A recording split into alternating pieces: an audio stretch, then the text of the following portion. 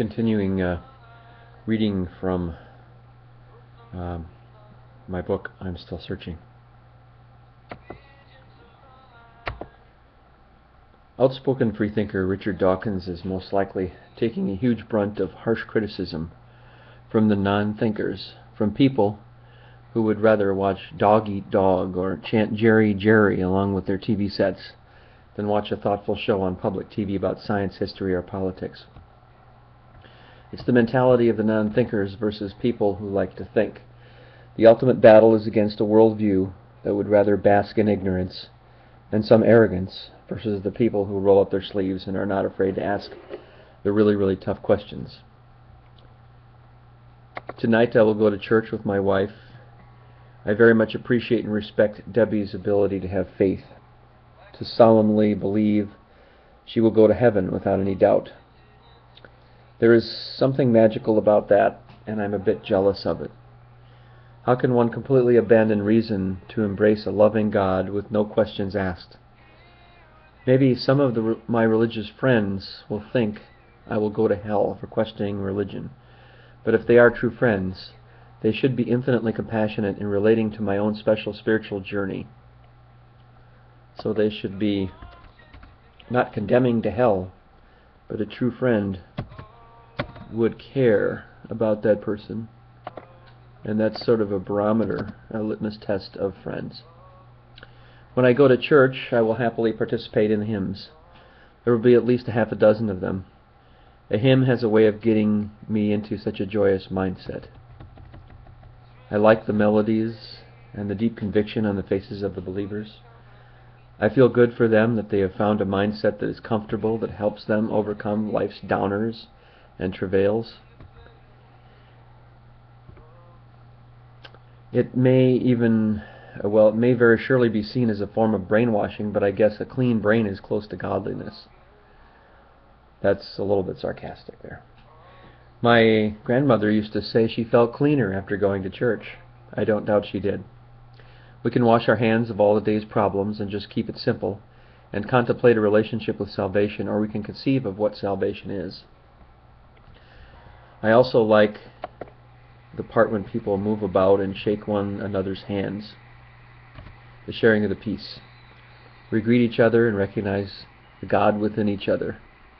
This is the principle of goodness in action. That is something I do believe in, that if there is a God, He works through other people. People can say the most profound things at certain times, which makes me sometimes hunger for the hope of there being a messenger connecting that thought from person to person that comes directly to us. That there is a possibility that a human thought is divinely inspired is kind of a cool idea, but there is no scientific proof that any of that is happening. So why think about it? It is fun to use our brains to be alive and to think of all the possibilities. If objective and rational, Carl Sagan thought a lot about an extraterrestrial life, then we can have the luxury of thinking of 1 billionth of a % chance of receiving a divinely inspired thought. I'm a little troubled, however, by the fact that religion is so deeply ingrained in the human psyche that it cannot be surgically removed like a tumor. But then again, why can't it peacefully coexist with superior forms of thought? After all, humans exist with lower forms of animals and are able to live peacefully. Look at all the useful and positive compassion that comes from members of the Humane Society.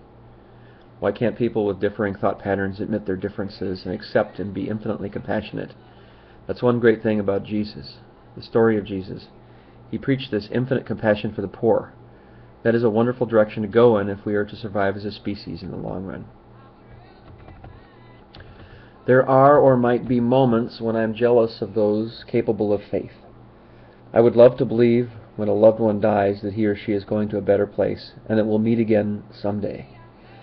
What a lovely, comforting thought. Would that it were true, or that I could believe it. But I don't, and it makes this life and every moment in it more valuable to me. I once asked myself how a person totally unfamiliar with religion might choose among the world's offerings, might decide to adopt one of the world's thousands of religions. I could find no way. They all claim they're right and all the other religions are wrong. But are any of them right? Now I'm thinking similar thoughts about God. I saw a website recently that compiled the names of all the gods worldwide and throughout history.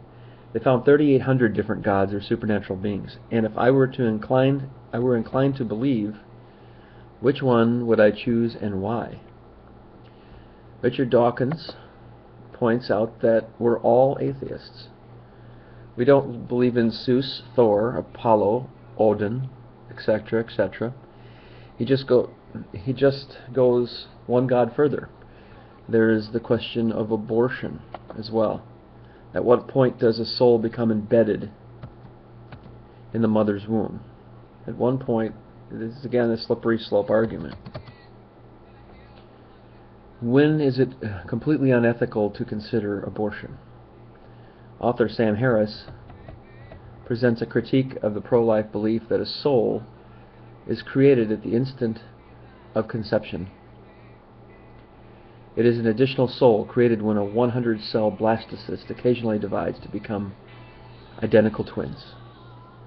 Human writer Paul Kurtz, the late Paul Kurtz, says in his book Affirmations that good conduct and wisdom in living can be combined in a person to make him or her a decent person, with or without God.